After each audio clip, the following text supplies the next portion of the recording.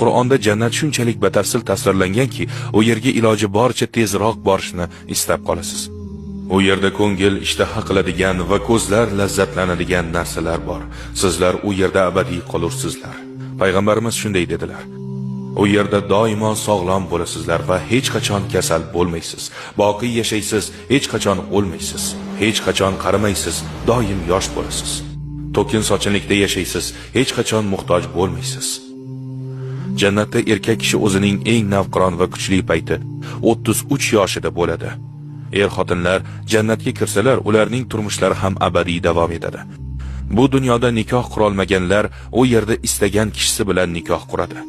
Rasululloh jannatni bunday tasvirlaydilar: jannat oltin va kumush g'ishtlardan qurilgan, uning hidi mushk, mayda toshlari marvarat va yoqutdan, tuprog'i esa za'farondandir. Kimki unga kirsa boqiy yashaydi, azob ko'rmaydi, baxtli yashaydi va o'lmaydi.